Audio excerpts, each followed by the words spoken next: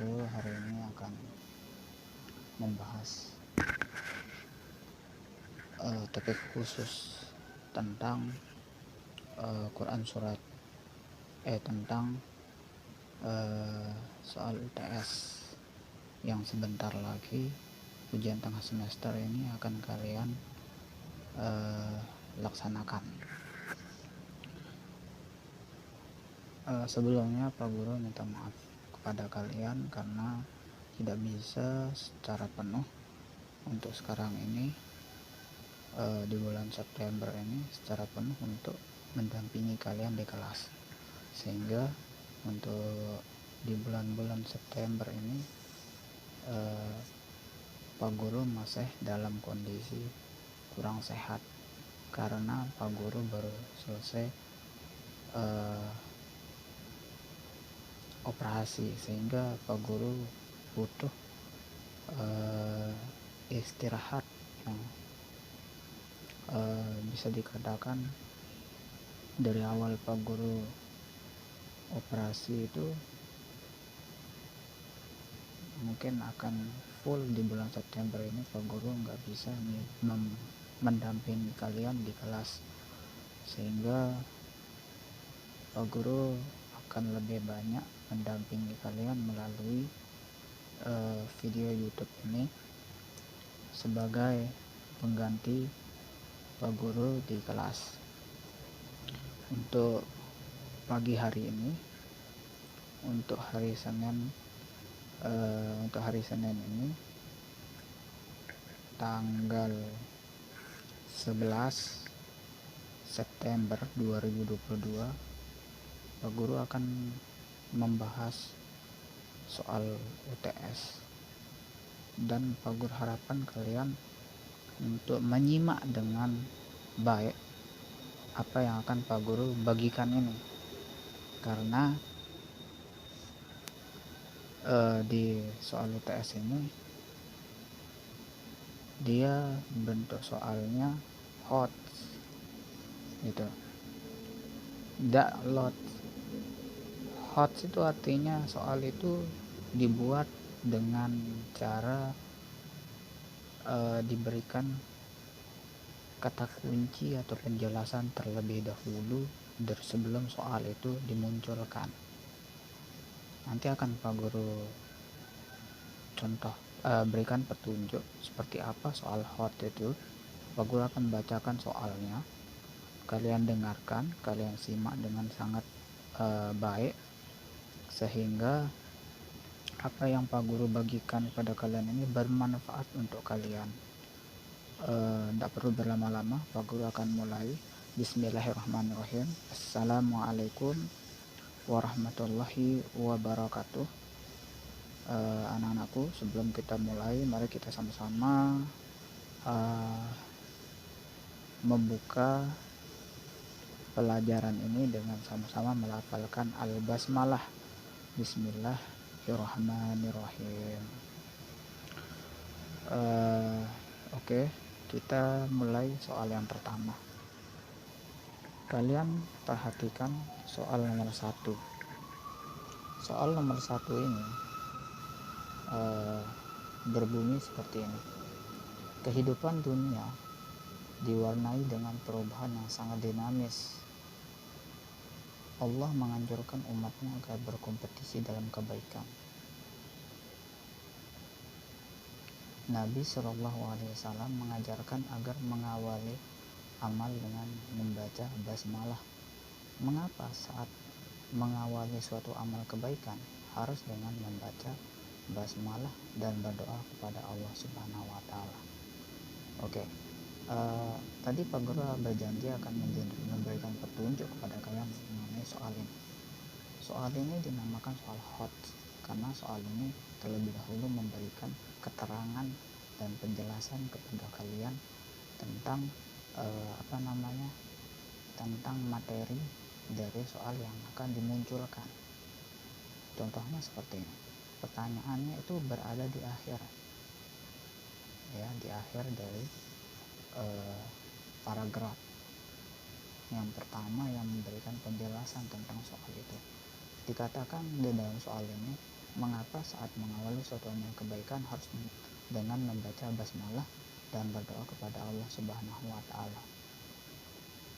Nah, keterangan yang pertama sebelum soal itu dimunculkan, maka dalam soal yang pertama ini diberikan penjelasan kehidupan dunia itu diwarnai dengan perubahan yang sangat dinamis. Allah menganjurkan umatnya agar berkompetisi dalam kebaikan.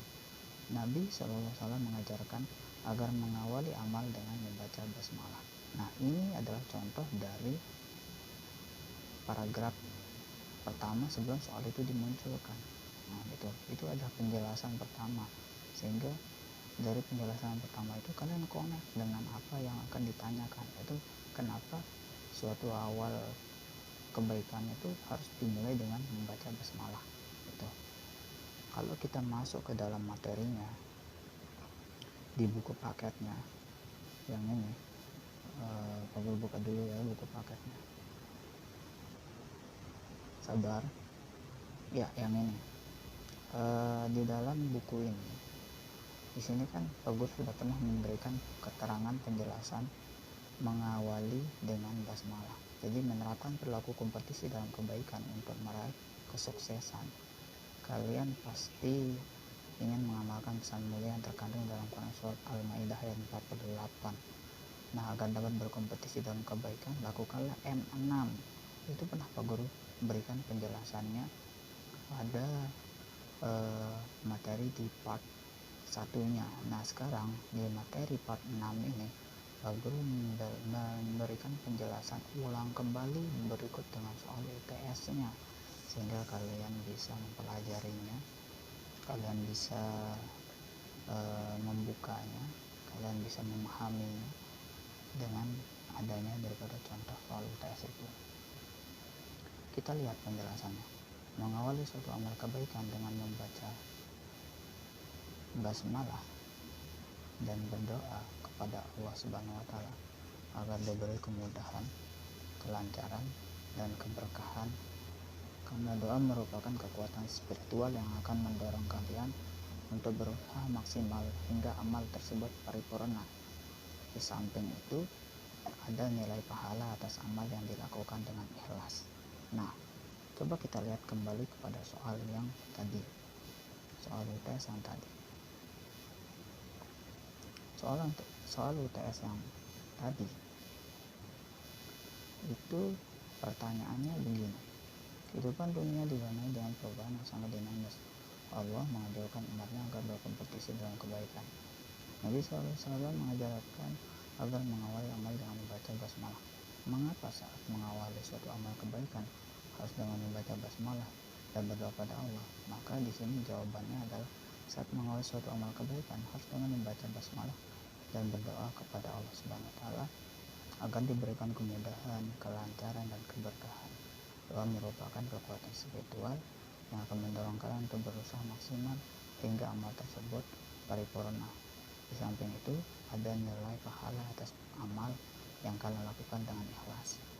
Ini adalah jawabannya dari nomor 1. Yang M6 tadi itu, nah, coba dilihat. Yang M6 tadi itu. Nah, ini mengawali dengan basmalah.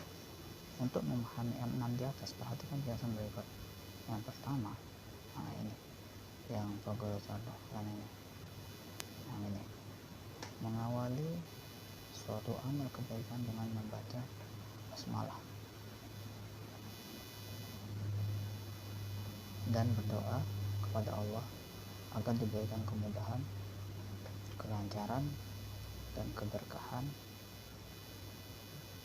Doa merupakan kekuatan spiritual yang akan mendorong kalian untuk berusaha maksimal hingga amal tersebut paripurna. Samping itu, ada nilai pahala atas amal yang dilakukan dengan ikhlas. Itu adalah jawaban dari nomor 1. Oke? Ingat, kalau soalnya berbentuk seperti yang tadi itu, maka cara untuk memahaminya, jika soalnya berbicara tentang ini, mengapa saat mengawali suatu amal kebaikan harus dengan membaca basmalah dan berdoa kepada Allah Subhanahu wa taala. Kenapa seperti itu? Karena kita lihat dulu dari inti soalnya. Yang diminta apa? Kehidupan dunia diwarnai dengan perubahan yang sangat dinamis. Jadi kehidupan dunia itu ada perubahan-perubahan. Jadi dia itu tidak statis. Kalau hidup di dunia itu tidak statis, tapi dinamis. Dinamis itu artinya terus bergerak, tidak dia statis, diam di tempat. Nah, Allah mengajarkan umatnya agar berkompetisi dalam kebaikan. Nah, berkompetisi dalam kebaikan itu pernah Pak Guru berikan penjelasan. Seperti apa berkompetisi dalam kebaikan itu?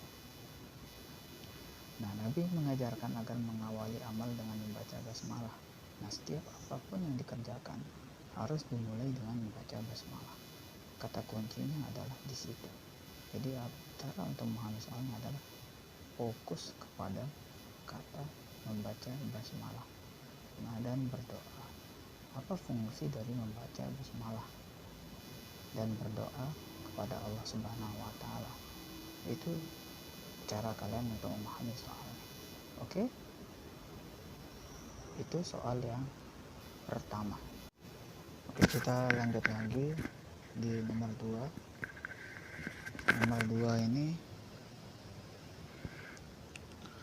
Nomor 2 ini soalnya setiap ajaran Al-Quran pasti memiliki hikmah dan manfaat, termasuk ajaran fastabiqul khairat.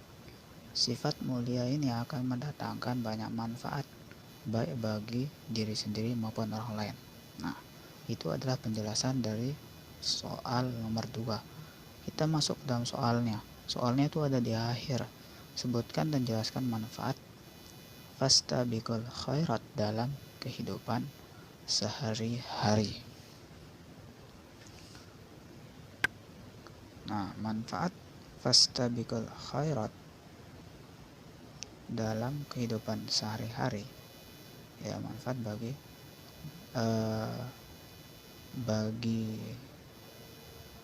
semua umat manusia, bagi semua orang yang merasa dirinya beriman. Di dalam Quran surat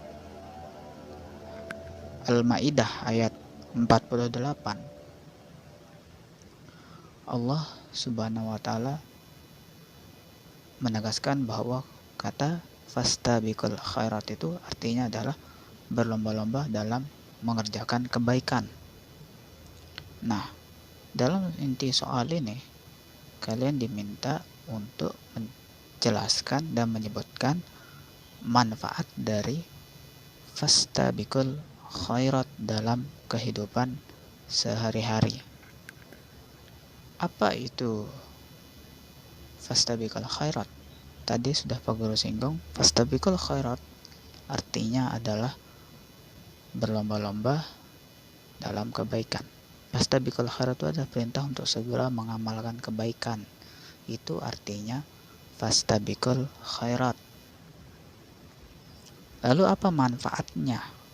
Dalam soal ini ditanyakan manfaatnya. Manfaat dari fastabiqul khairat dalam kehidupan sehari-hari itu ada 6. Di sini Pak Guru jabarkan ada 6. Yang pertama, kita lihat dulu yang pertama. Memperoleh ridho dan pahala dari Allah Subhanahu wa taala.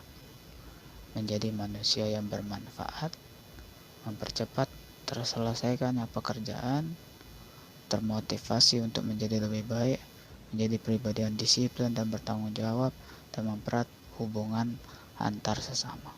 Nah, cara untuk menjawab pertanyaan daripada soal tentang fastabiqul khairat ini, kalian diminta di sini soalnya sebutkan dan jelaskan manfaat fastabiqul khairat dalam kehidupan sehari-hari. Kalian ingat aja pengertian dari fastabiqul khairat itu artinya adalah perintah untuk segera mengamalkan kebaikan.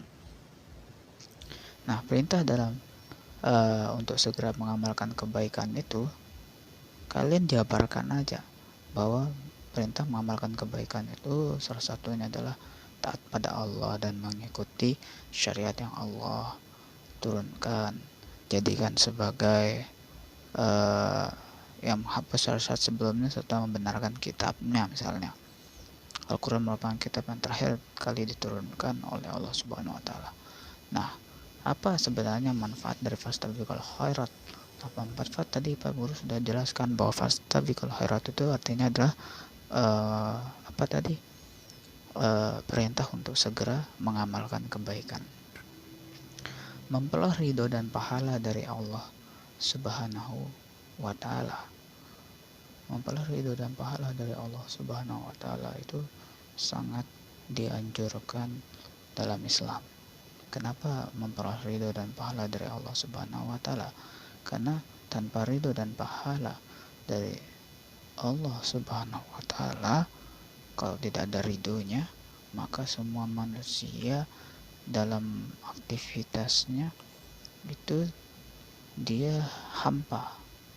Makanya harus ada ridho dari Allah Subhanahu wa Ta'ala, sehingga keinginannya itu mendapatkan pahala dari Allah juga. Selain mendapatkan ridho dan pahala dari Allah Subhanahu wa Ta'ala, manusia yang melakukan fastabiqul khairat akan menjadi manusia yang bermanfaat untuk sesama. Menjadi manusia yang bermanfaat untuk sesama itu menjadi sesuatu yang sangat baik, karena di dalam surah Al-Fatihah, ya, di dalam surah Al-Fatihah, itu mengajarkan tentang berkasih sayang. Nah, jadi menjadi manusia harus bisa berkasih sayang terhadap sesama, mempercepat terselesaikannya pekerjaan. Nah, apa maksudnya mempercepat terselesaikannya pekerjaan? Karena fastabiqul khairat ini kan mengamalkan kebaikan, untuk segera mengamalkan kebaikan. Karena mempercepat terselesaikannya pekerjaan, kita sebagai hamba Allah Subhanahu wa Ta'ala yang beriman, sehingga terselesaikannya pekerjaan yang kita lakukan di dunia itu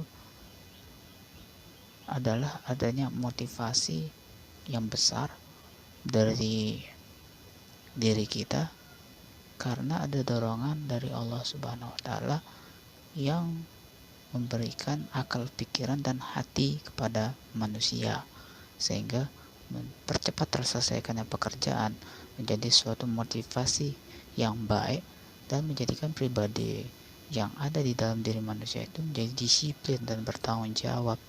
Selain itu bisa dia menjadi ajang silaturahmi bagi sesama, mempererat hubungan antar sesama, karena dia melakukan fastabiqul khairat itu dengan serta-merta memberi kesempatan agar berlomba-lomba dalam kebaikan. Itu soal nomor 2. Nah, soal nomor 2 tadi meminta untuk menjelaskan manfaat dari fastabiqul khairat dalam kehidupan sehari-hari bagi umat manusia yang melakukannya. Nomor 3, berlomba dalam kebaikan dapat dilakukan oleh setiap muslim dimanapun ia berada. Lebih dari itu, Islam sangat menganjurkan agar bersegera melakukan kebaikan dengan penuh semangat dan etos kerja tinggi. Mengapa seorang mukmin harus bersegera dalam berlomba-lomba dalam kebaikan dan beretos kerja? Nah, kenapa seorang mukmin harus berlomba-lomba dalam kebaikan? Karena seorang mukmin itu harus bersegera dalam berlomba-lomba dalam kebaikan dan beretos kerja. Kenapa seperti itu? Karena kesempatan waktu hidup di dunia hanya sementara dan terbatas oleh ruang dan waktu. Tidak ada yang tahu kapan seseorang akan dipanggil menghadap Allah Subhanahu wa Ta'ala. Di samping itu, tidak ada yang tahu perubahan yang akan dialami oleh seseorang.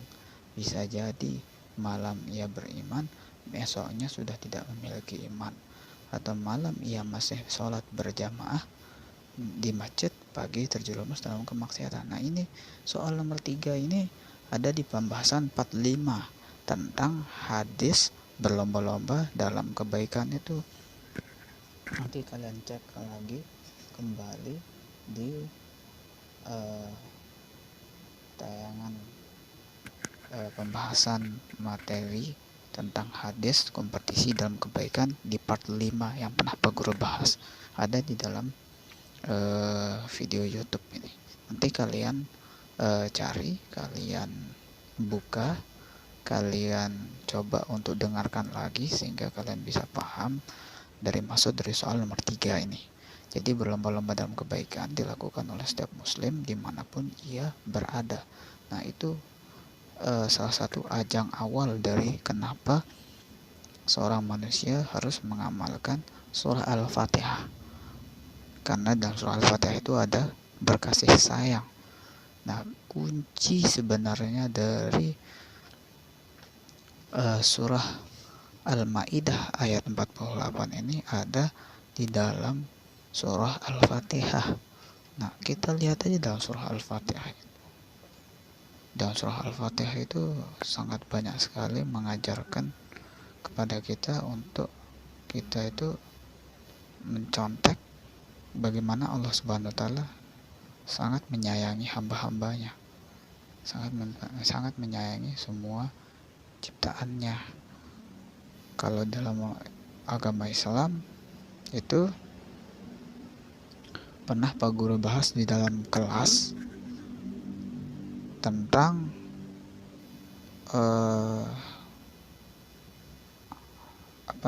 tentang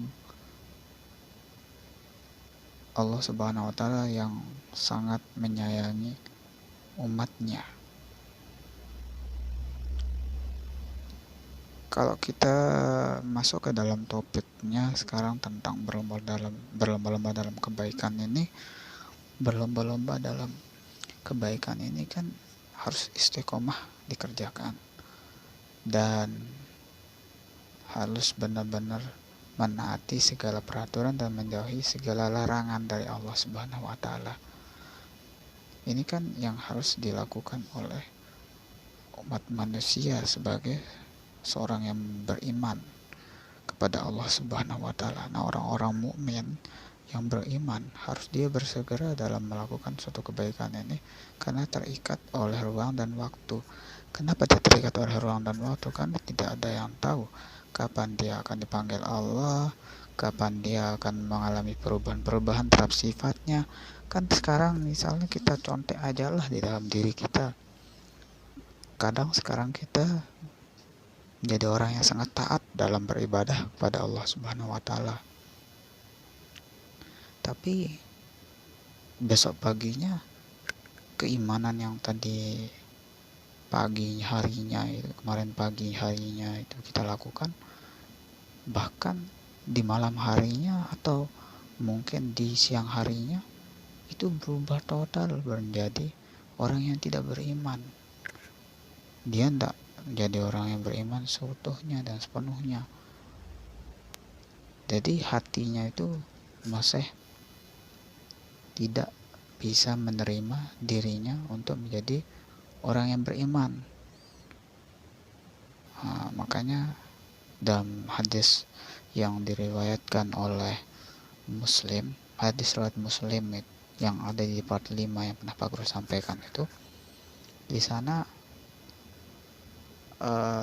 kita sebagai manusia ini ada hawa keinginan di dalam diri kita, yang hawa keinginan itu membawa dan mendorong diri kita.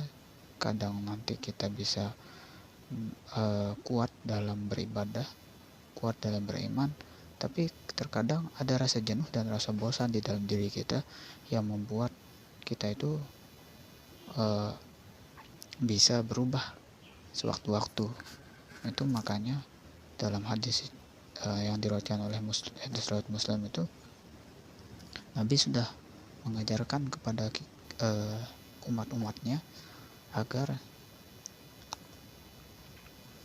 jangan keduluan benci, jangan keduluan melakukan suatu fitnah. jangan lebih dulu berprasangka suuzon kepada banyak orang, harus berhusnuzon. Makanya dalam surah Al-Maidah ayat 48 itu ada di situ kalau di isi kandungannya itu dikatakan dalam surah Al-Maidah ayat 48 itu harus peduli terhadap sekitar, tidak membuang sampah sembarangan, menjaga kebersihan dan lain sebagainya. Itu sudah menjadi suatu contoh yang paling besar, yang paling berpengaruh terhadap diri kita sebagai manusia. Makanya kita harus selalu belajar untuk beriman kepada Allah Subhanahu wa taala gitu, dengan istiqomah, belajar untuk istiqomah. Karena kalau tidak istiqomah, seperti yang Pak Guru bilang tadi itu, waktunya dia beriman, paginya malamnya sudah jadi orang yang kafir misalnya, atau tidak memiliki iman. Ini yang harus diwanti-wanti. Makanya harus cepat. Inti dari soal ini ya harus segera dilakukan. Mengapa seorang mukmin harus bersegera dalam berlomba-lomba dalam kebaikan? Ya karena terikat oleh ruang dan waktu. Jawabannya nomor 4 sekarang. Pesaing bukan musuh yang harus dikalahkan, tapi merupakan rekan kerja dalam berkompetisi secara sehat. Pekerjaan yang dilakukan secara bersama-sama akan mempererat tali persaudaraan di antara sesama. Mengapa bisa demikian? Jelaskan. Nah, jadi di sini di dalam soal nomor 4 ini ditanyakan tentang pesaing bukan orang yang berkompetisi ya secara sehat. Itu dia sebenarnya tidak memiliki pesaing. Dia punya pesaing tapi bukan pesaing yang musuh gitu, bukan sebagai seorang musuh. Karena berlomba-lomba dalam kebaikan yang diminta dan diperintahkan oleh Allah dalam surah Al-Maidah ayat 48 itu ada suatu pekerjaan yang dilakukan sebagai ajang tali silaturahmi, persaudaraan, hablum minallah dan hablum minanas. Seperti yang pernah Pak Guru jelaskan di kelas, hablum minallah dan hablum minanas itu harus dijaga. Mengapa bisa demikian? Jawabannya karena berkompetisi dalam kebaikan tidaklah harus dikerjakan dengan persaingan, namun ikhlas karena Allah Subhanahu wa taala. Berkompetisi secara sehat dan menambah keimanan sesama muslim juga dengan menjadikan kompetisi dalam kebaikan, dalam berbuat kebaikan bisa menjalin silaturahmi dengan sesama mukmin yang beriman pada Allah dan Rasulnya. Nah, di sini inti dari soal ini sebenarnya mempertanyakan kenapa seorang mukmin itu ketika dia melakukan suatu kebaikan, dia tidak boleh melihat pesaingnya itu sebagai musuh, tapi harus melihat pesaingnya itu sebagai saudara gitu. Nah, lalu ditanya dalam soal ini, kenapa bisa demikian? Kenapa bisa demikian? Kenapa bisa itu terjadi gitu? Kenapa harus seperti itu gitu? Pertanyaan seperti itu. Nah, kalian nanti jelaskan dengan cara ya kalian pakai logika aja, karena berkompetisi dalam kebaikan itu kan harus dikerjakan ikhlas, dengan ikhlas karena Allah Subhanahu wa taala, berkompetisi secara sehat dan menambah keimanan sesama muslim. Itu jangan dijadikan sebagai kompetisi yang mengarah bukan pada berbuat kebaikan, tapi harus menjadikan itu sebagai ajang silaturahmi dengan sesama mukmin, yang dimana sesama muslim sesama orang yang beriman itu yaitu beriman pada Allah dan pada utusannya, yaitu Rasulnya, pada nabinya gitu. Jadi hablum minallah dan hablum minannas itu harus diterapkan dengan cara seperti itu tadi, harus dengan keikhlasan, karena Allah memerintahkan dalam surah Al-Maidah ayat 48 itu agar semua manusia bisa mempererat tali mempererat tali silaturahmi dan ibaratnya peduli terhadap sekitar lah, karena selalu dengan istiqomah dia mengerjakan kebaikan itu dan peduli terhadap sekitar, lalu dia mengamalkan basmalah itu, dia mengamalkan selalu mentaati peraturan dan jauhi selalu larangan dari Allah Subhanahu wa taala, itu menjadi suatu keimanan dalam dirinya untuk menjalin silaturahmi terhadap sesama. Karena ibadahnya kepada Allah terpenuhi, ibadahnya kepada manusia juga powerful gitu, seperti itu. Lanjut yang nomor 5, berkompetisi dalam kebaikan merupakan salah satu perintah dalam Islam kepada umatnya. Tuliskan contoh perilaku kebaikan yang pernah Anda lakukan di lingkungan sekolah. Nah, inti dari pertanyaan nomor 5 ini, berkompetisi dalam kebaikan merupakan salah satu perintah dalam Islam kepada umatnya. Nah, itu adalah penjelasan dari soal nomor 5. Nah, pertanyaannya, kalian diminta untuk buat contoh nih, contoh perilaku dari kebaikan yang pernah Anda lakukan di lingkungan sekolah. Contoh perilaku kebaikan yang Anda lakukan di lingkungan sekolah itu seperti apa? Contohnya, misalnya, contoh perilaku kebaikan yang pernah dilakukan di lingkungan sekolah seperti misalnya membantu teman-teman di kelas, membersihkan kelas, menggantikan teman yang sakit untuk piket di pembersihan kelasnya, memberikan bantuan kepada teman kelas yang tidak mengerti pelajaran untuk diajarkan, dan membantu Bapak Ibu guru untuk membawakan buku paket ke kelas. Nah, itu contoh kecil dari contoh dari perilaku kebaikan yang pernah dilakukan di lingkungan sekolah. Pokoknya menurut pemahaman kalian lah, gimana, bebas lah. Nomor 5 ini kalian mau kalian mau tuliskan contohnya itu dengan menggunakan paragraf bisa, kalian buat contohnya dengan menggunakan dengan menggunakan nomor bisa juga, asalkan mengena contoh perilaku kebaikan yang dilakukan di lingkungan sekolah itu seperti apa.